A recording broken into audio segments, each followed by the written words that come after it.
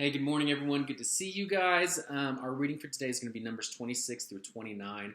And everything leading up to this point has been about the wilderness generation. However, starting in chapter 26, it is now about the children of the wilderness generation. And God is preparing them to inherit the promised land. So here's God. He's preparing his people to finally take over the promised land, the very thing that they've been waiting for. They've given their lives to pursue. And what's the very first thing God talks about? All right. You would think that he's going to talk about vision or he's going to talk about how to prepare for battle, but instead he talks about offerings. Okay. He talks about offerings. And as I was reading through chapter 28 specifically, I felt like there's a few verses that I wanted to read that stood out. And so let's start with verse 3 and 4. And this is what it says.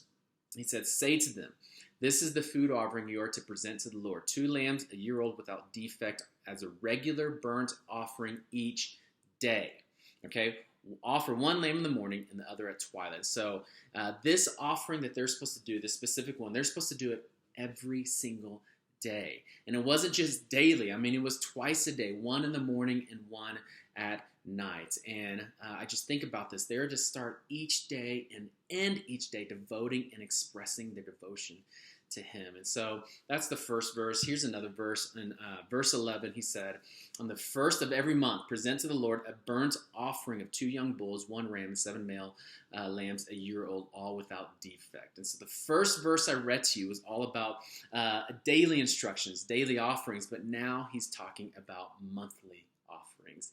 And then you go to verse 16. He says, "On the 14th day of the first month, the Lord's Passover is to be held." And there you go. There's another monthly offering. So you take these 2 monthly offerings, 1 in the beginning, 1 in the middle of the month, and now it's happening basically every 2 weeks. And here's the last verse, verse 26. He says, "On the day of the first fruits, when you present to the Lord an offering of new grain during the festival of weeks, hold a sacred assembly and do no regular work." You see, this festival of weeks, it's also known as the Feast of Weeks. And so there's basically 3 different feasts. There's the Passover, the Feast of Fruits, and also the Feast of Weeks. And the Feast of Weeks happened 50 days after the Feast of Fruits. All that to say, God is prescribing and commanding regular offerings that are to be made to him. You think about devotions and sacrifices and worship, and all of this is supposed to happen on a regular and consistent basis. So here's my challenge to you. Here's my challenge to myself. What if today you inquire of the Lord and ask and reflect, "Lord, what are some things that I can do every single day, every single week, and every single month that can bring you greater worship and honor?" This morning I actually heard another pastor say this. He said, desires, They don't determine who you become. Disciplines determine who you become. Desires, they don't determine what you do. Disciplines determine what you do. In other words, hoping for a better life won't bring about a better life. Habits that honor God will bring a better life. And so today, what are some disciplines? What are some habits that you need to prioritize in your life to take you from here to there in your relationship with the Lord? And I do think a great structure is exactly what we read about in Numbers. The beginning of the day, what can you do that brings honor to God? The end of every day, what can you do that brings honor to God? The beginning of the week, and also the beginning of the month.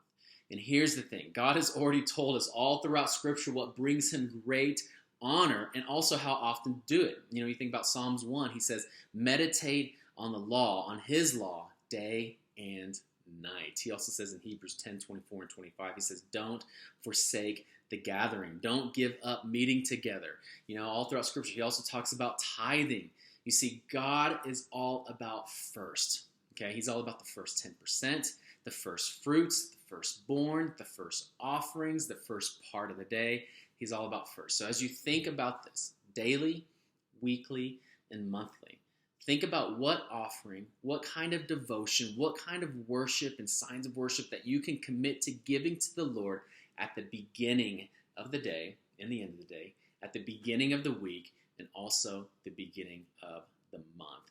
Commit to those things, and first and foremost, I really believe this is going to bring God so much greater glory and honor, first and foremost, but I promise you, you will also benefit too in what the Lord does in and through you. And so, blessings, everyone. Hope you have a good day. Bye-bye.